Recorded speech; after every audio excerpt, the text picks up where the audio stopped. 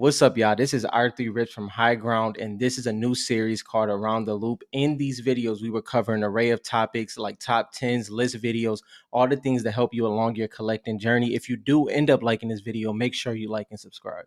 Over the past couple years, a lot of things have happened when it comes to the world of Fortnite. Obviously, there's been live events, there's been concerts, and there's been more collaborations than we could have ever expected.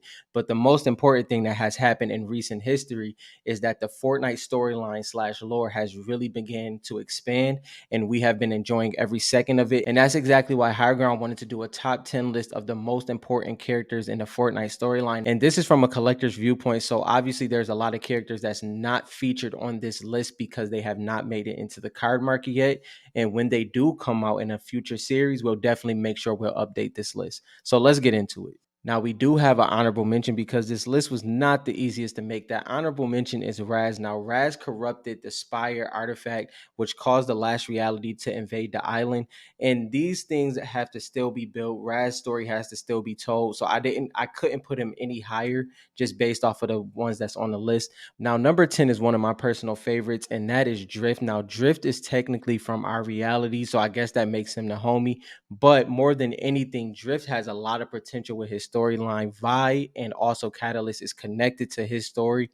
And I think more than anything, this is one of the titles that we could see for a comic book. So when it comes to collecting a card or collecting a faction, I cannot overlook Fox Clan, and Drift is the most popular one from there. And you can also add Fade in there as well.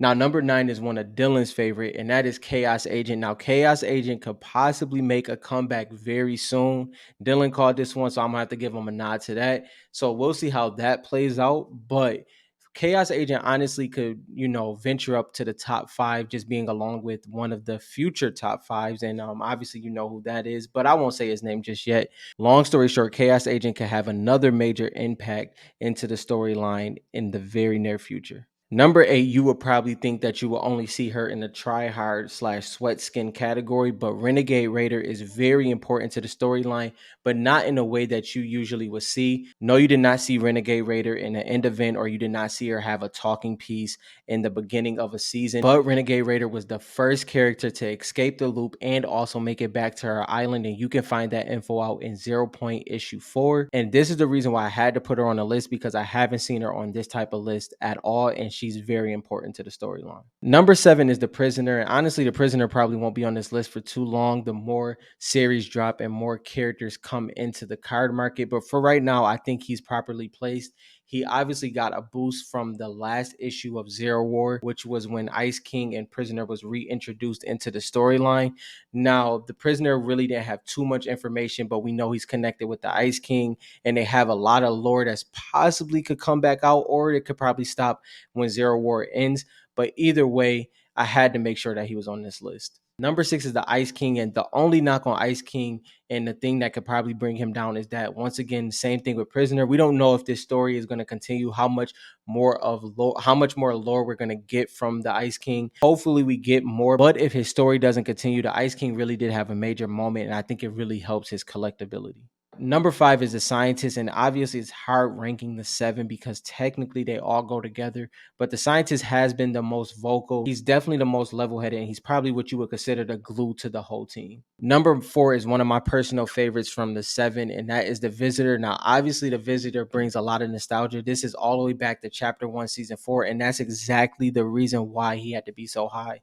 He was the beginning of the storyline, the first time we even paid attention that anything was going on, and honestly, I could not put him any lower than this. I do think as time goes on and as more cards come in from, once again, the actual storyline, I think he'll drop down. But for right now, I think this is the proper place for him. Number 3 is one of my favorite cards in series 2, and that is Singularity. Now, obviously, Singularity, Donald Mustard himself said she is one of the most important characters for the next few years.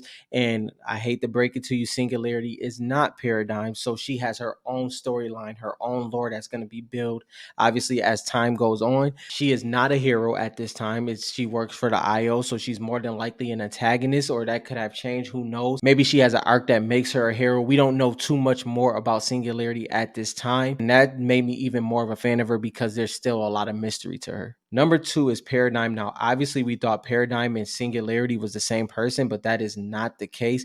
Paradigm was the only one that could pilot the mech, so Singularity helped Paradigm build this along with loopers and other, and other people from the IO. So Paradigm is extremely important now. Not only is she extremely important, she's actually stepping into a lead role going into chapter 3, season 4.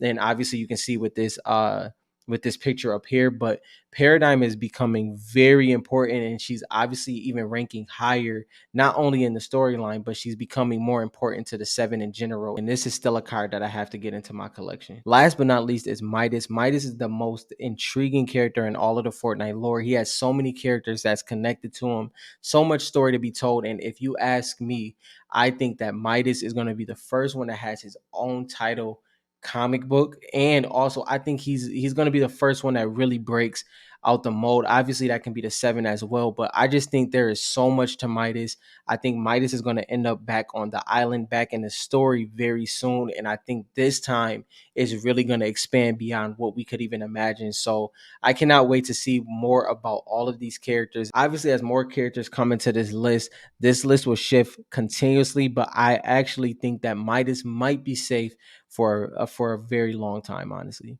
There's a couple characters that I want to mention that did not make it, and there's for specific reasons, just because it's hard to rank them. So I'm going to just mention those real quick. These extra characters are Mecha Team Leader and Devour. Now, they're technically not characters, that, but you understand that they're very important to the storyline. So I didn't know where to fit those at. The next ones is Pilly and Fishstick.